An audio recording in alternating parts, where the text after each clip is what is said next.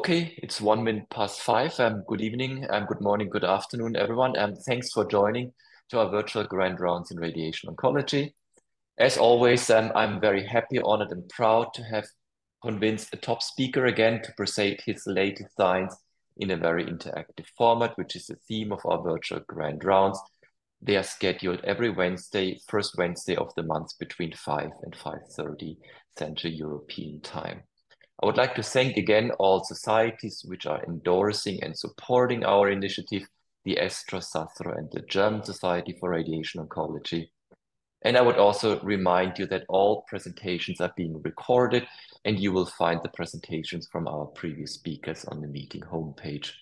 If you cannot find it, just write me an email afterwards. This time, I'm very happy to present you yet again a very important clinical trial for our field of radiation oncology. The title of the manuscript, which has been published in March 24, so only just a few days old actually, is stereotactic body radiotherapy in early stage non-small cell lung cancer in a very delicate patient population. We know that SBRT for early stage non-small cell lung cancer, it's safe, it's effective in general in most of patients, but not in all. There's patients which are having an ultracentral location where we have concerns about toxicity, and there's patients having severe comorbidities which might interact with our treatment modality with radiation. And one of them, the most important, is interstitial lung disease. This is the very first prospective trial addressing the safety and effectiveness of SBRT in patients having interstitial lung disease for treatment of early stage non-small cell lung cancer. And I'm very happy to have again convinced David Palmer, Professor David Palmer, to present his trial. You've known him from a previous presentation before. You know him from all his work he's done in the field of radiation oncology, lung cancer, head and neck cancer, and oligometastatic disease. He's professor for radiation oncology, has a master degree for epidemiology at Harvard University. He has been in Amsterdam doing his PhD, and he's also an author of a best-selling book. David, many thanks for presenting your trial. Looking forward to your discussion, and in particular to the discussion afterwards. David, the floor is yours. Great. Thank you, Matthias. I'll just share my screen. Nice to see everybody virtually, and thanks for joining in this evening, European time, or late morning here in North America. Although we don't get to see each other in person, I think it's all the more reason to say hi at ESTRO. I hope many of you will be at ESTRO, which is just 1 month from today. So if you're in the halls there in Glasgow and we're walking by, please do come and say hi. I'm going to talk today about the ASPIRE ILD trial, looking at stereotactic radiation in patients with interstitial lung disease. And I remember looking back about 15 years ago, when I started as a radiation oncologist, and we started seeing reports of toxicity in patients with ILD. And my first thought was, what is ILD? Because I had forgotten about ILD. It was just not on the radar. And it's amazing to think about how our awareness of ILD has changed in the past decade. So in the years around 2010, 2012, 2015, we began to realize, based on a number of reports, that patients with ILD who get SABR are at an increased risk of pulmonary toxicity. So back in 2017, Hanbo Chen, who's now a radiation oncologist, led this systematic review of toxicity in patients who had early stage non-small cell lung cancer and ILD. They looked at toxicity and mortality outcomes with surgery, with SABR, with radiofrequency ablation. And what they found was that there was a high rate of mortality. If you look at all ILD subtypes, the mortality rate was 15%. And in the patients with IPF, idiopathic pulmonary fibrosis, the mortality rate appeared to be higher, 33%, and the toxicity rates were very, very high. One thing that we saw in this meta-analysis, though, was that the mortality risk really varied. Some studies had no mortality risk. Some studies had a 60% mortality, which seems crazy. And we thought to ourselves, could there be factors around radiation planning that are impacting the mortality risk? Could it be that these patients might be better optimized by the pulmonologist or the chest physicians? Could there even be a publication bias where if you have a few deaths in your center, you go back and look at why, and then you find that there's interstitial lung disease and you write a report? So we were really perplexed by this big range. Now, I want to have a lot of time for discussion and questions, so I'm not going to get into the subtypes of ILD. They're very interesting, but I would encourage you to read this primer on interstitial lung disease and thoracic radiation, written by Christopher Goodman, who's now a radiation oncologist here at our center. And it goes through all the types of ILD, and it gives you some pearls that I think are important as a radiation oncologist. The things that you need to look for include these three findings, which I've zoomed in here so they look a bit grainy. But there are these three main findings of ILD. One is subpleural reticulation, which are little straight lines that are in the subpleural area. The second one is traction bronchiectasis, which is in the post-SABR context, is sometimes called air bronchograms, where what's happening is a fibrotic pattern is pulling the bronchi open. So in the case of someone with ILD, it's the ILD fibrosis pulling bronchi open. In patients post-SABR, it's the SABR fibrosis. But that's kind of an interesting segue to the fact that radiation and ILD have similar pathways of lung injury, and that's why we probably have these problems. The third finding is honeycombing, these bibasilar honeycombing patterns. And this is usually associated with IPF, which is probably the worst of the subtypes of ILD. I'm not going to get into all the subtypes, but please do have a look at this paper by Chris Goodman. It's really informative. So what we wanted to do with Aspire was just to look at the benefits of SABR and the toxicities in patients with fibrotic ILD and early stage non-small cell lung cancer. I'll take a couple minutes to go through the methods, but I'm not going to spend a lot of time. It's going to be a little bit quick. So if you want a bit more information, on the top here, this QR code is for the protocol for the study. So if you want to look at how we planned the radiation, please go ahead.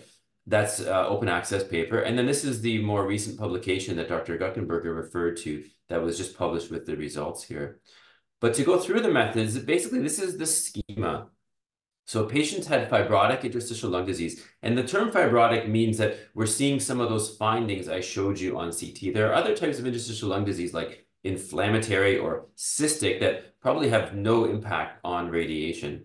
So people with fibrotic ILD and T1 or T2 N0 M0 non-small cell lung cancer were enrolled, and they were stratified by the severity of their interstitial lung disease using an index called the ILD gap model. This was published in Chest a decade ago, and it's useful in clinic for talking about ILD severity. It's now used, I think, a lot in the radiation oncology world. You give a patient points based on their clinical factors, and the higher score is worse. The total possible points are 8. So you get points for your ILD subtype. If you have connective tissue disease-related ILD, which is like pigeon fancier's lung or farmer's lung, you lose some points, which is good. If you have, sorry, I misspoke. So the connective tissue disease one is related to scleroderma and rheumatoid arthritis. The chronic HP, which is hypersensitivity pneumonitis, is the farmer's lung. So those ones are a bit better than these other two. Being male is a bit worse. Being older is worse, as we all know. A lower FVC is worse. And if you can't even perform a DLCO test, that's the worst. But a low DLCO is also bad. So we stratified people into 3 groups. A low ILD gap index of 2 or less, a high ILD gap index of 6 or more, and then an in-between cohort. We did this not to give different treatments to these groups, but just in case we needed to de-escalate one of the groups, we could selectively do that if we were seeing bad toxicity. Then all patients got 50 gray and 5 fractions, which we chose because A, it can be used anywhere in the thorax, and B, it's the lowest dose in 5 fractions that will give you a BD10 of 100, which we all like. It's the threshold for good SABR, although we know this is probably a linear relationship. It's not that there's a magic number, but I think if we went below 100, people would be critical. So we went with 50 and 5 with pre-specified dose de-escalation rules, which we didn't need.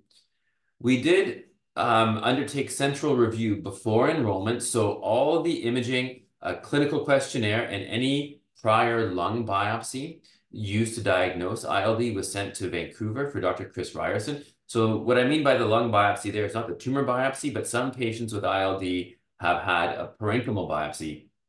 It's pretty uncommon, and there were actually very few in the study. Dr. Ryerson was the original developer of the ILD gap score, so we had a pretty good authority here to say that this was real interstitial lung disease. So the main inclusion criteria, as I said, T1, T2 with fibrotic ILD. no option for surgery. We were permissive on the ECOG score because these patients aren't necessarily the fittest. They didn't necessarily have to have a biopsy, but it was strongly recommended. If the lesion couldn't be biopsied, it had to be growing or PET positive. In terms of the SABR, sorry, I just had a glitch with my PowerPoint, but we're good now. So in terms of the SABR, as I said, 50 gray and 5 fractions. We gave a fraction every day, and I mentioned why we chose that.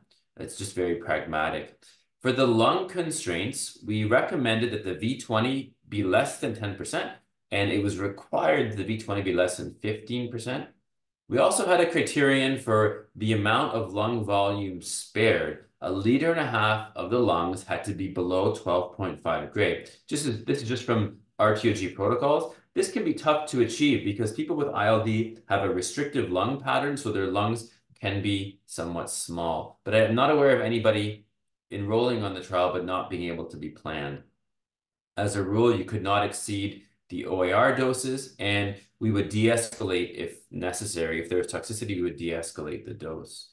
In terms of the primary endpoint, it was overall survival. Secondary endpoints, progression-free survival, cough severity on a 10-point visual analog scale, quality of life, changes in pulmonary function, and toxicity. And we had a pre-specified list of adverse events that were automatically attributed to SABR. We wanted to be very careful that we didn't miss anything or we didn't misattribute. So the default was that anything on our list, which is in the protocol, would automatically be attributed to SABR unless there was clear evidence otherwise. So how did we decide on the sample size? Well, we pre-specified that SABR would be worthwhile if the median overall survival was more than a year after SABR, and I'll explain in a second why we chose that. A grade 3 to 4 toxicity rate of 35% or less, which was similar to the meta-analysis, and a grade 5 toxicity of less than 15%, which is similar to what was found in the meta-analysis. Why did we choose a median overall survival of 1 year?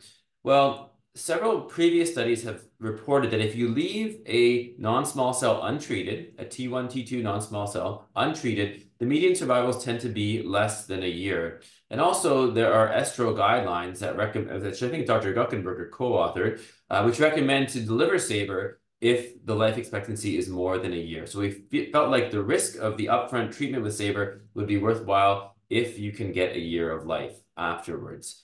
We hypothesized that the 1 year overall survival, so we were looking for a median of 1 year, which is 50% survival at 1 year. We actually hypothesized that it would be higher. You have to do this to do a statistical calculation for power. And then we needed 39 patients to be able to differentiate what we thought we were going to see, 70% versus the 50%, the median survival being 1 year. And these are the statistical parameters here. We also included an observation cohort for patients who were candidates for the trial but didn't want to pursue SABR, but that was not a very popular choice.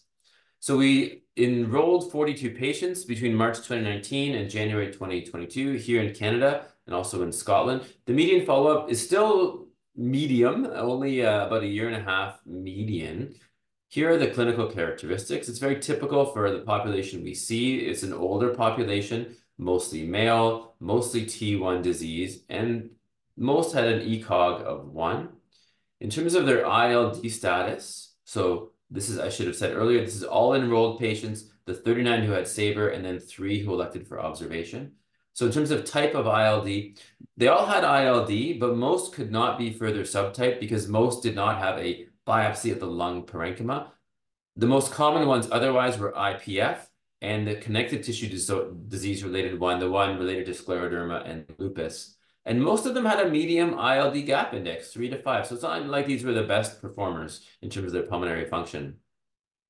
For the primary endpoint, overall survival, so here's a Kaplan-Meier curve with no curve just yet. This is the bar we were aiming to clear, a median overall survival of 1 year, and our overall survival is here. So the 1 year overall survival was 79%, and the confidence interval is shown here, and that meets the primary endpoint compared to this unacceptable rate with a p-value of 0.001.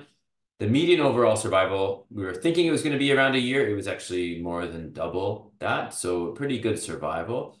And then a few other oncologic outcomes. The median PFS, about 1.5 years. Local control was good. Regional control, not so good, but this is not a group of patients who are going to be having invasive staging. It was optional, e-buses and that sort of thing. And then distant control was also pretty reasonable. Now, importantly, the adverse event rates here is the table that Dr. Guckenberger showed. This is the pre-JAMA oncology version, same numbers, but just doesn't look as nice. So we had 3 grade 5 events. So the grade 5 event rate was 7.7%. All of them were due to respiratory deterioration, and the time points post-SABR were here. There were 4 patients with grade 3 events, so a lot lower than we thought. Interestingly, for one of these deaths, I just want to give some context to these results. The local institution, which was a very big, very well-known respirology radiation oncology center, felt that the death was due to ILD and not due to radiation, because there were increasing oxygen requirements before treatment, which continued after treatment, and it died 4 months after. But our Data Safety Monitoring Board, in being as cautious as possible, said, unless it's clearly not related to SABR, we have to call it related. I think that's fair. I just illustrate that because I think that the 7.7% is a very conservative, sort of a worst case estimate, and this could actually be a lot lower or a little bit lower. In terms of quality of life, well, we know that quality of life deteriorates with these patients over time, and the FACT-L total, the trial outcomes index, or their cough severity, they all worsened over time. Sometimes it was significant, sometimes it was close, but this is a progressive disease, unfortunately. And then same with the pulmonary status. The FEV1 declined, although it was just a trend. FVC declined, DLCO fairly stable, but we're not going to be seeing any improvements. For the 3 untreated patients, for what it's worth, you can't glean very much, but 2 died of the 3 during the follow-up period. 1 was alive at 25 months. I don't recall the causes of death, but it's in the paper. One of them chose medical-assisted dying, which is legal here in Canada. The median survival was 13 months, so actually not far from what we thought for untreated people. So in this population of patients with ILD, we demonstrated excellent survival outcomes, and we met the pre-specified endpoints. So it begs the question, why were these toxicity rates lower? We have a few hypotheses, but we don't know for sure. There was careful planning of the SABR per protocol. There was the lower dose that I talked about. We had a careful assessment and follow-up by our pulmonologists, respirologists, chest physicians. They have different names in different countries. And it could be that the meta-analysis may have overestimated the risks. That's just conjecture. But this does support the use of SABR, 50 gray and 5 fractions, for curative intent treatment, but it still requires a careful discussion of the risks and benefits. I'm just going to touch very quickly on 2 other points I want to make. Well, what about stage 3 disease? Should we be treating patients with stage 3 disease? I can't tell you the answer to that from this trial. Some people do. This was a very recent paper looking at using Durva after chemorads in patients with ILD and stage 3 non-small cell. They had 50 patients with stage 3 non-small cell getting chemo radiation plus or minus Durva, and 10 of them had ILD. So these are small numbers. And what they found was that with just the chemorads alone, the rate of pneumonitis, those with pre-existing ILD grade 2 or higher, was about 20%. If you add on the Durva, it goes up. Those without ILD had lower rates. There are a few papers like this where people treat stage 3 disease. What we do is we have a very careful discussion. It's a bit scary, but untreated stage 3 non-small cell is also scary. And so I think it's a very individualized decision. And I also want to leave you with a note of caution overall that this is an important risk. And even with palliative radiation, we see it. This was a paper in the Green Journal from a couple of years ago. Patients receiving palliative radiation to the lungs, 62 of them, they did have some appreciable grade 3 to 5 toxicity. And I'm going to end with a zebra, a very rare situation, but just gives you a bit of pause. This patient had an upper T-spine field with just a little bit of a lung in it, and a few weeks later had this fulminant pulmonary reaction that was fatal. So I don't think we can fully ever rest on the fact that the risk is 0. There's always going to be a risk.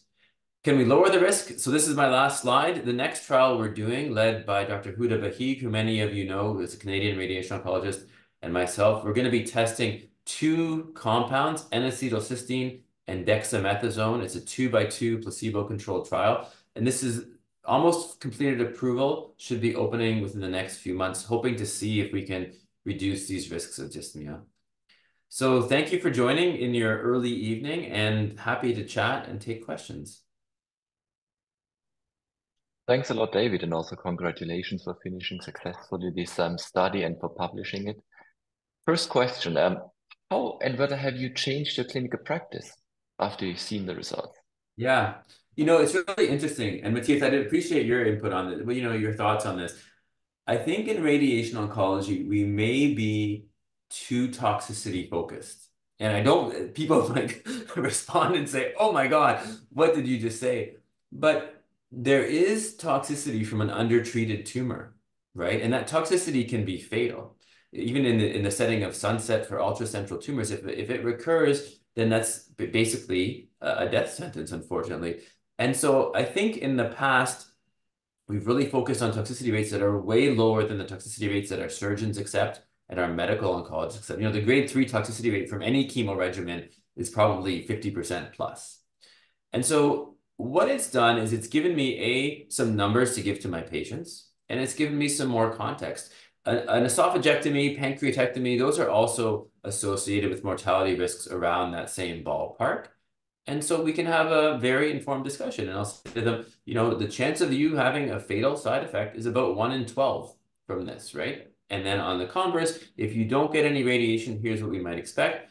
I would say that 90% of the patients who I see will opt for the radiation, but that's the patients who are referred. And so maybe the patients who are not interested at all, they're not referred. So it's a biased sample. But Dr. Guckenberger, what are your thoughts on this risk?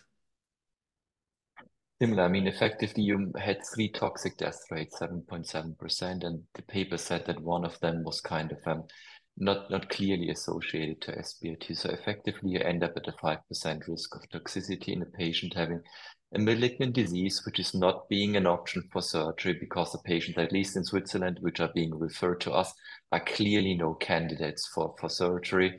And also, we know about the toxicity events of kind of ablative techniques.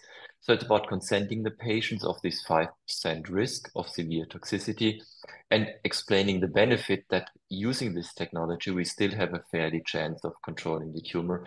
As you've shown it before, the oncological results have been quite promising. There's a couple of more questions, and I also have some more, but maybe let's go to the chat first. Did you notice any difference in pulmonary toxicity between the different ILD gap groups? We did not. We did not. Exactly. So is it a And prognostic? Is can you it? explain it? Why? Because I Yeah. mean, there, So the there, group three is really sick patients. it's really sick. I think the numbers are too small. That's my guess. I think the numbers because they are very, very sick people. I think the numbers are just too small. So with Respire, I think we'll have a way to better evaluate that.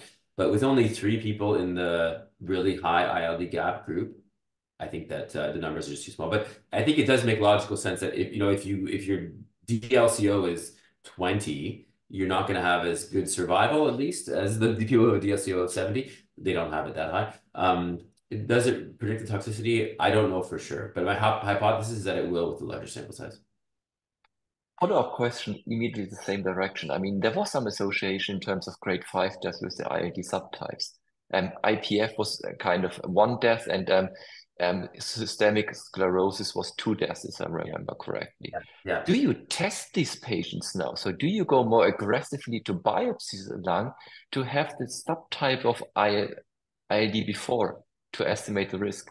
Yeah, no, we don't. It's a good thought. We don't. We don't. Basically, I would say that we leave a lot of the ILD stuff to the pulmonologist. They will optimize them. We don't push for a parenchymal biopsy because they're not easy to do in these patients. Often it's a lung surgical biopsy where you have to at least put in a camera. If they can have that done, then they're probably just going to have a VAT. So we don't push too hard for that. I see people are asking about antifibrotics. So we allowed antifibrotics. One idea was to do a trial of Saber plus or minus antifibrotics. But what's happening in the antifibrotic world is basically based on recent randomized evidence, all the patients are going to be candidates for antifibrotics, even without cancer. So the nintedanib and pirfenidone, those are going to be very, very common. So we didn't think we could randomize to a treatment that everybody's going to be on anyway, probably. Although there are toxicities and not everybody wants to take them. So we don't know if the antifibrotics help with the radiation side effects, but it's probably going to be a situation where many people are on them already. Another question which you also addressed in your discussion, I mean, what made the intervention safe? Could be the lower dose, could be the planning, and also the kind of multidisciplinary care of patients. There were chest physicians, pulmonologists, however you call it, being involved. Can you describe a bit more how this careful follow-up and careful multidisciplinary management was looking like? Was it follow-up every 3 months by a pulmonologist? What was being done specifically? Yeah, so it was a visit beforehand and then every 6 months. And I think sometimes what probably happened is that people who were well, some of those 6 month appointments might have been missed in full disclosure. Not every patient comes to every appointment. And they would monitor their pulmonary status. They would jump in if there were any things that were deteriorating, and they were doing PFTs, right? And so could it be, I don't have that granular data as to what kind of decisions were made by the pulmonologist afterwards, but could it be that they were getting maybe more exercise programs? Maybe they were seeing deterioration in their PFTs, so they went on to an antifibrotic. I don't have any data to support that, but I think it really makes a difference. And even if people have a little bit of dyspnea, is the respirologist, pulmonologist intervening before it becomes something serious? It's possible, right? So I think out of those things that I listed, I would say that the one I would, well, careful planning of SABR is important, but I think everybody is doing that. I think it's the pulmonologist that really make the difference. But coming back to the careful planning, I mean, you optimize and you introduce two planning parameters looking at V20 and V12.5. So effectively kind of looking at the intermediate dose level. What Yeah. was the rationale for that? You could also could have put a stronger emphasis on high doses. You could also have minimized V5 or whatever. What Yeah. was the rationale for V12.5 and V20? Yeah. So the V20, it's always been favored, although in the Magic SBRT, number. yeah. Although in the SBRT We love world, 100, we love 20. that's right. In the SBRT world, the data aren't as great for V20 as they are in the stage 3 world. That 12.5 gray to 1.5 liters, that is from NRG protocols, which we liked, and it's meant to control a low dose, so kind of a surrogate to V5. There were a lot of unknowns. Even how do we fractionate? Is it better to give a single fraction of stereo versus should you give a 15 fraction regimen? Is that better?